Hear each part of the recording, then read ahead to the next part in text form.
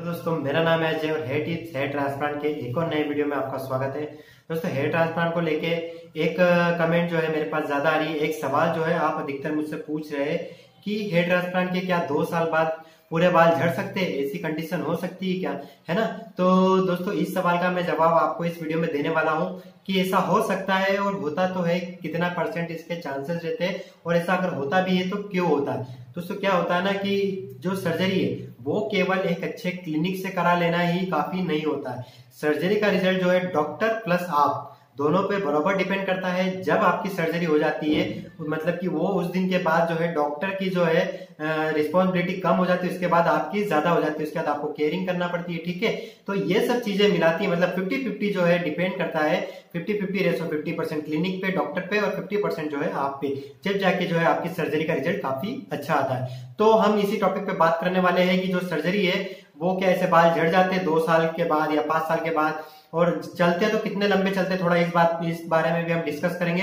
तो इस वीडियो को आप पूरा जरूर देखिएगा क्योंकि ये कमेंट आप ही ने करी थी और आप ही का ये सवाल है। काफी ज्यादा मेरे पास ये सवाल आ रहा है क्योंकि पिछले 2-4 रोज पहले या फिर 8-10 रोज पहले कहीं पे ये वीडियो अपलोड हुआ था कि 2 साल बाद जो है एक पेशेंट जो है पूरी तरह से वापस से जो है उस कंडीशन में पहुंच गए थे जैसी कंडीशन में उनका हेयर ट्रांसप्लांट हुआ था ट्रांसप्लांट के पहले की कंडीशन में। तो ऐसा क्यों हुआ था और ऐसा क्यों हो सकता है, ये सब हम डिटेल में जानना है, तो वीडियो को एंड तक जरूर देखिएगा।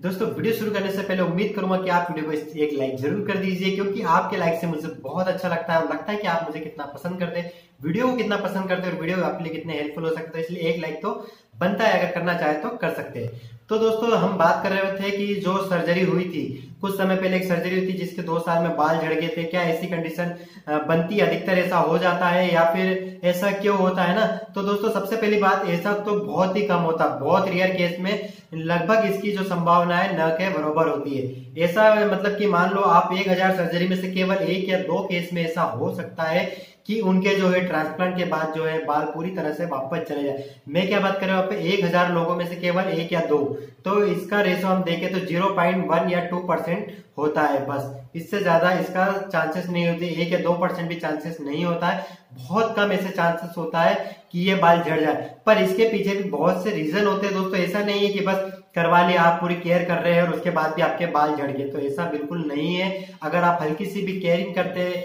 अपने बालों को मतलब केयर करेंगे और जो डॉक्टर जिस हिसाब से आपको गाइड करे उस हिसाब से रहते हैं, तो आपके बाल बिल्कुल भी नहीं झड़ते हैं और अच्छा रिजल्ट आता है। तो दोस्तों ऐसा क्यों होता है थोड़ा आपको इस बारे में मैं बता देता हूँ। देखिए दोस्तों क्या होता है ना कि जैसे ही आपकी सर्जरी होती है तो कुछ लोग तो बहुत ही केयरफुल होते हैं, मतलब बहुत ज्यादा केयर करते हैं हर चीज को लेके, उनकी आदत रहती, केयरिंग की आदत रहती, वो केयर करते हैं। कुछ लोग ऐसे होते हैं आपने देखा होगा कि जो बिल्कुल केयरलेस होते हैं। दोस्तों मेरा कहने का मतलब केयरलेस से ये है कि कुछ लोग क्या होता है कि मान लो उन्होंने क्लिनिक में पैसे दिए और सर्जरी करा ली, उनके बाद ऐसा लगता है उनको कि अब तो हमारा रिजल्ट अच्छा आना ही है, हमने तो पैसे खर्च कर दिए हैं, एक अच्छे सर्जर से सर्जरी करा ली है, सर्जरी काफी अच्छी हुई है, तो अब हमारा रिजल्ट अच्छा आएगा ही है, आएगा ही आएगा। वो किसी भी तरह से कोई केयर नहीं करते हैं, ना मेडिसिन टाइम पे लेते हैं, ना डॉक्टर से कंसल्ट करते हैं, ना ही प्यार भी कराते हैं और डॉक्टर से बिल्कुल टच खत्म कर देते हैं, बस सर्जरी करा के आगे हैं। उसके बाद में रिजल्ट, नो डाउट दोस्तों अगर रिजल्ट तो अच्छा आना ही है, आपके बाल भी अच्छे निकलते ही है, पर जब आपके बाल हो सकता है अच्छे निकले, 1 साल तक अच्छी डेंसिटी में आ जाए, 1.5 साल तक आपके बाल बने रहे, 2 साल तक अच्छे बाल बने रहे, पर उसके बाद वापस से झड़ना चालू हो जाए, ऐसा भी हो सकता है। ऐसा किस लिए?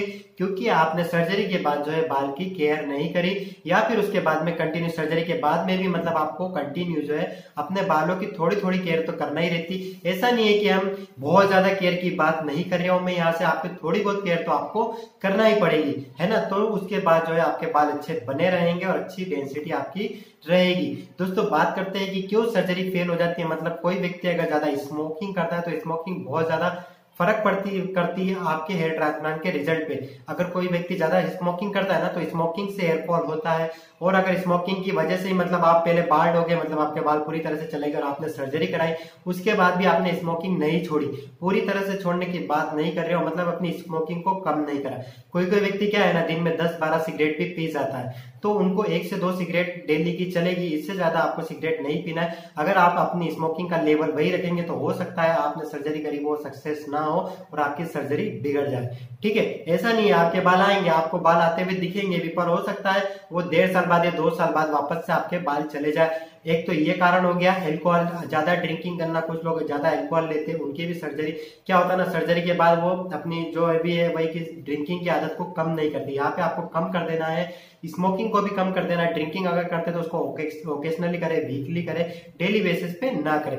उसके बाद दोस्तों क्या होता है ना, कई लोग जो है फिनास्टेरॉइड नहीं लेते। ये क्या होता है ना, अगर मान लो आपका हेयरफॉल जो है डीएचटी की वजह से हुआ, आपके शरीर में डाइहाइड्रोटेस्टोस्टेरोन लेवल बढ़ने की वजह से अगर हेयरफॉल हुआ और इस वजह से आपकी बाल की समस्या होती, बाल्डनेस की समस्या आ गई थी आपको और इस वजह से आपने सर्जरी भी कराई थी, पर डॉक्टर ने आपको यहाँ पे सजेस्ट करा था फिनास्टेरॉइड लेने का, पर आपने फिनास्टेरॉइड के बारे में कुछ वीडियो में सुन रखा है कहीं से और आप उसके साइड इफेक्ट को देखते हुए फिनास्टेरॉइड को नहीं लेते। पर डॉक्टर जो है आपको कंसल्ट करता है, सब कुछ देखने के बाद ही कंसल्ट करता है, आपसे कुछ सवाल भी पूछता है, जब जाके आपको फिनास्टेरॉइड के बारे में कंसल्ट करता है और आपको कहता है कि फिनास्टेरॉइड लीजिए।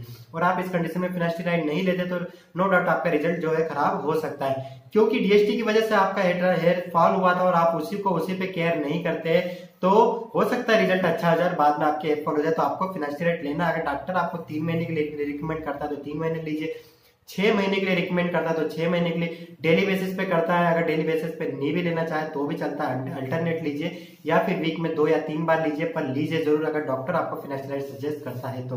उसके बाद में आता है बायोटिन का। बायोटिन भी आपको लेना रहती है। कई लोग बायोटिन क्या करते हैं ना, शुरुआत के 1 महीने तक तो बायोटिन ले लेते हैं और उसके बाद में बायोटिन को नहीं लेते। दोस्तों बायोटिन लेना बहुत ही जरूरी रहता है हेयर ट्रांसप्लांट के रिजल्ट को अच्छा बनाने के लिए। क्यों? क्योंकि बायोटिन के अंदर जो है सारे न्यूट्रिएंट्स रहते हैं, विटामिन रहते हैं, मिनरल्स रहते हैं, बायोटिन रहती है। क्योंकि आपकी जो डेली लाइफ है ना, ये बायोटिन के अंदर आप कंपोनेंट पढ़ेंगे ना, जो उसके अंदर जो चीजें डली रहती, काफी सारी चीजें यहाँ पे डली रहती, तो आप ये देख सकते हैं कितनी सारी चीजें जो आपके हेयर ग्रोथ के लिए जरूरी रहती है और आपके हेयर फॉल को कंट्रोल करने के लिए भी जरूरी रहती है, आपके हेयर को रीग्रोथ करने के लिए भी जरूरी रहती है।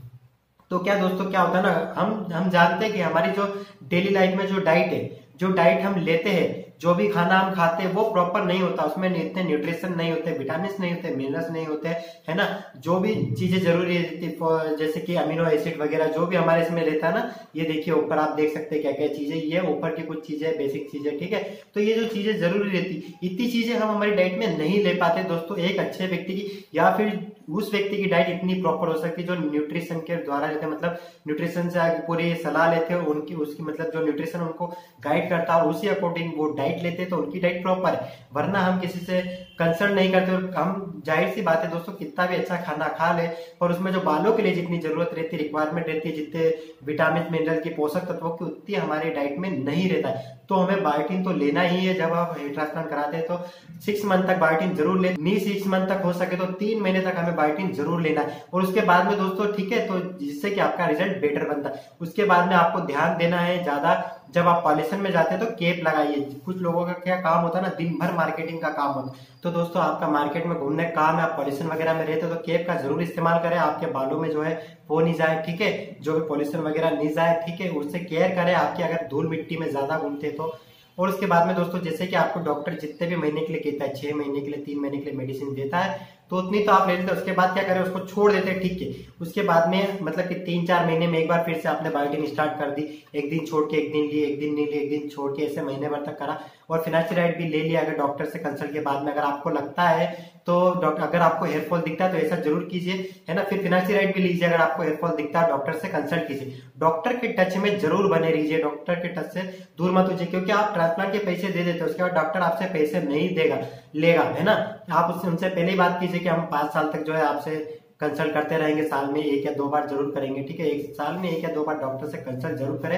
अगर आपका हेयरफॉल होता है तो, नहीं होता तो कोई बात नहीं, अगर अच्छा बना रहता तो ठीक है, अगर आपको हेयरफॉल ज्यादा दिखता तो डॉक्टर से कंसल्ट जरूर कीजिए, ठीक है। और बायोटिन जरूर लीजिए दोस्तों, आपका ट्रांसप्लांट हो जाता ना, क्योंकि आपका हेयरफॉल हुआ था, आपने सर्जरी करा रखी, तो मतलब साल भर में एक बार फिर से चालू कर दी, 1 महीने के लिए, फिर छोड़ दी, फिर 3-4 महीने में एक बार और बायोटिन ले ली। तो इस तरह से बायोटिन का इस्तेमाल करते रहिए, क्योंकि हमें पता है कि हम आज नहीं तो कल हमारी डाइट वापस बिगाड़ लेंगे। मतलब बिगाड़ने से मतलब है कि वो चीजें नहीं लेंगे जो हम क्या करते हैं ना, सर्जरी के बाद तो एकदम डाइट एकदम प्रॉपर लेने लग जाते हैं, अच्छे से डाइट लेते, सब कुछ प्रोटीन वगैरह सब कुछ लेंगे।